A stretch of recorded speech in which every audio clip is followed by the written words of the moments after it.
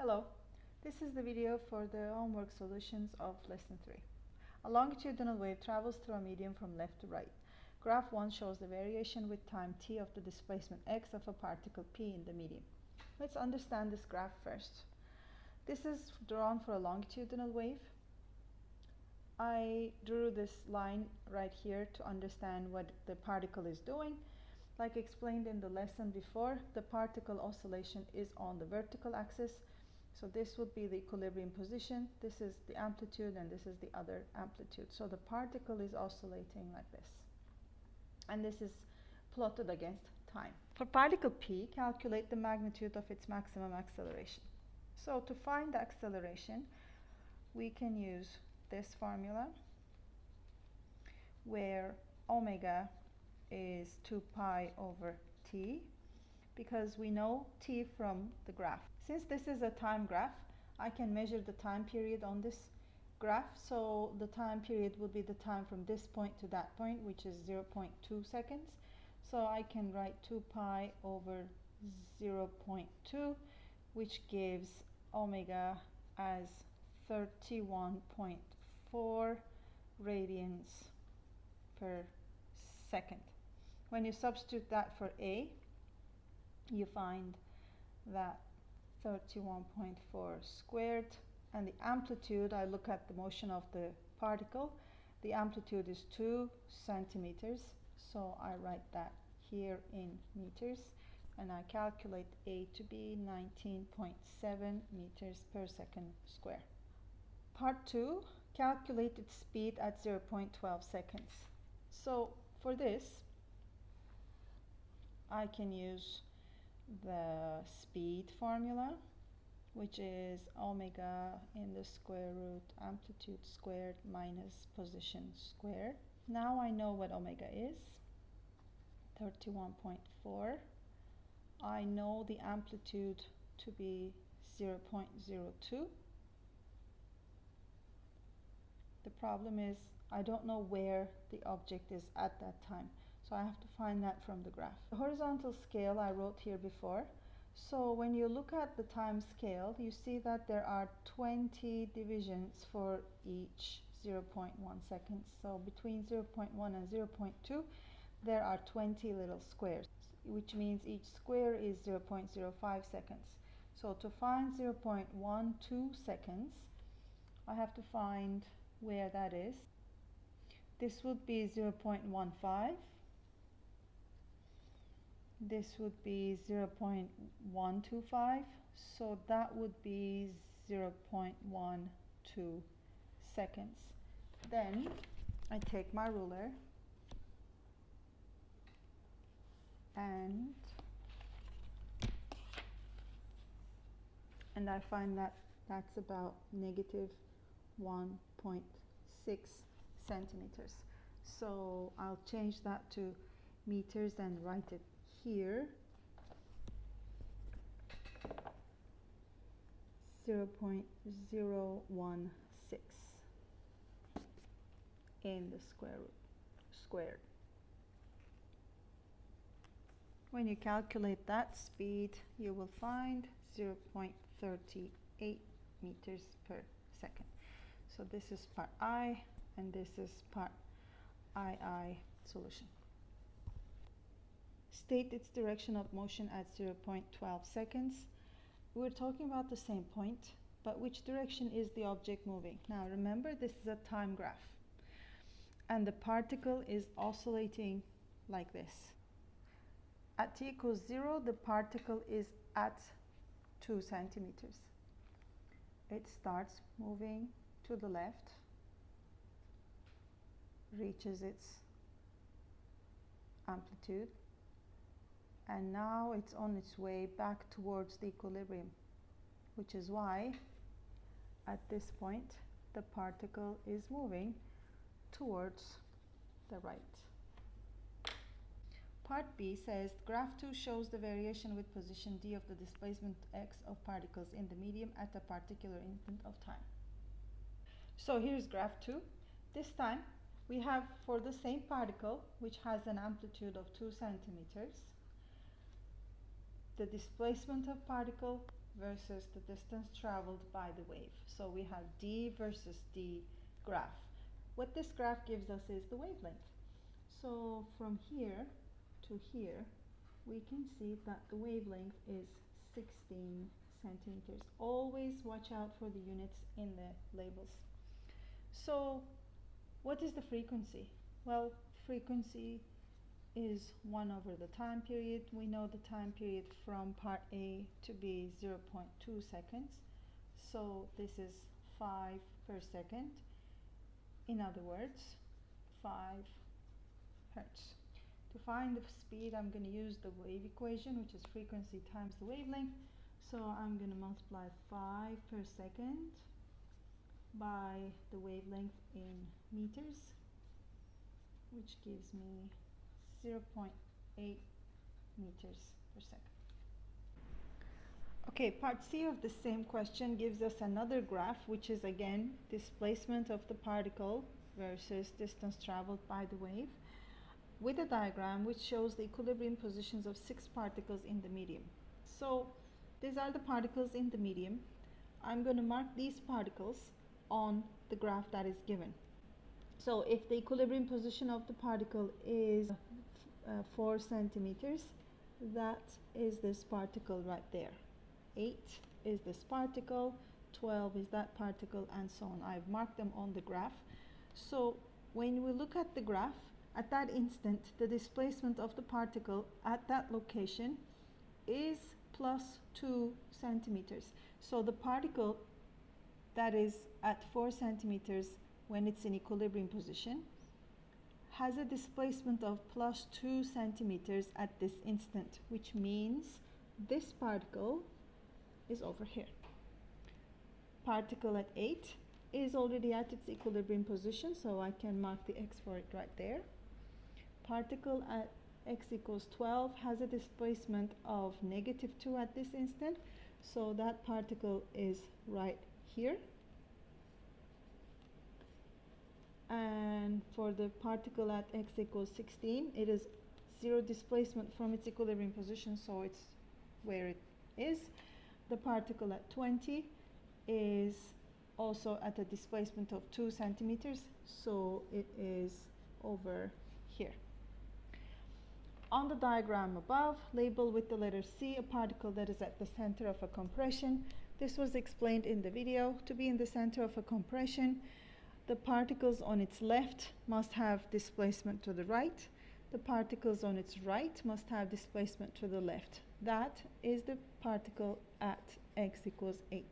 Look at its left. The particles have been displaced to the right, which means they've moved toward C. The particles on its right have displacement to the left, which means they also have moved towards C.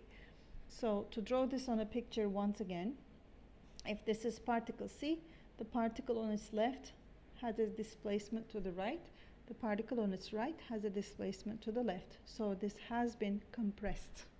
If the question was asking us a particle which is at the center of an expansion, the answer would be the particle at X equals 16. Let's label it particle D, and I draw it here. If this is particle D, the particles on its left have a displacement towards the left. On its right, they have moved to the right, which means this would be at the center of an expansion. Okay, question number 2 starts by asking for the conditions relating to the net force acting on the particle that is necessary for it to execute simple harmonic motion. Particle is said to be attached to a light spring and executing simple harmonic motion in a horizontal direction. So to answer that question, you need to say that the force is proportional to the displacement of the particle from the equilibrium position and that it is directed towards the equilibrium position. That's why this question is 2 marks. Part B gives you the graph which shows the kinetic energy of a particle, which varies with displacement x. So this is the kinetic energy and that is the position. Immediately you should be able to see that we can find the maximum displacement. So this graph gives us the displacement, the maximum displacement, which is 0.05 meters, and it gives us the maximum kinetic energy, which would be the total energy, which is 0.06 joules. Sketch a graph to show how the potential energy of the particle varies with the displacement x. So when the kinetic energy is maximum, the potential energy will be 0, and vice versa. So that's how it would look for the elastic potential energy. Part 2 gives the mass of the particle as 0.3 kilograms and use the data from the graph to show that the frequency of oscillation is 2 hertz. Since we're looking for frequency, I'm going to use the relationship between omega and the frequency, which is 2 pi f.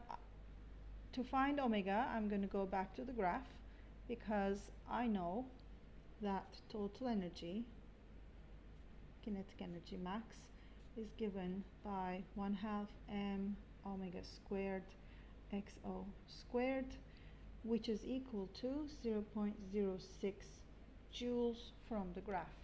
When you substitute the amplitude here and the mass here, the substitution gives omega as 12.6. Set that equal to 2 pi f. If you rearrange that, you will find that f calculates to be 2 hertz, which is what we want. Okay, part C. The particles of a medium M1 through which a transverse wave is traveling oscillate with the same frequency and amplitude as that as the particle in B. Describe with reference to the propagation of energy through the medium what is meant by a transverse wave. So to get the 2 marks in this question, you have to say the particles of the medium oscillate in a direction perpendicular to the direction that the energy is propagating in the medium. Part 2 gives us the speed, which is 0.8, and we're asked to calculate the wavelength of a wave. We can use the wave equation. V equals f lambda. We know the speed is 0.8. We know the frequency from part B, so I substitute and solve for lambda, which is 0.4 meters. Question number 3. An object is vibrating in air. The variation with the displacement x of the acceleration a of the object is shown below. So we have an a versus x graph. State and explain 2 reasons why the graph opposite indicates that the object is executing simple harmonic motion. This is a 4-mark question. So we have to say why we believe this graph shows that the particle is executing simple harmonic motion. Remember the 2 conditions for simple harmonic motion. 1, acceleration has to be proportional to the displacement, and acceleration always in the negative direction to the displacement. Saying these things defines simple harmonic motion, but the question specifically asks why the graph indicates that the object is executing simple harmonic motion, which is why the question is 4 marks. So saying these 2 statements defines simple harmonic motion, but it doesn't explain how you know that from this graph. So look for evidence from the graph to justify these 2 statements. If a is proportional to x, that means the graph must be linear, which it is.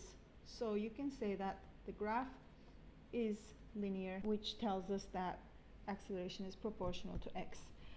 To justify the second point, if acceleration is negative direction to the displacement, well, when acceleration is positive, displacement is always negative, and vice versa. So having negative gradient, that gets you the full marks. Part B asks, use the data from the graph to show that frequency of oscillations is 350 hertz.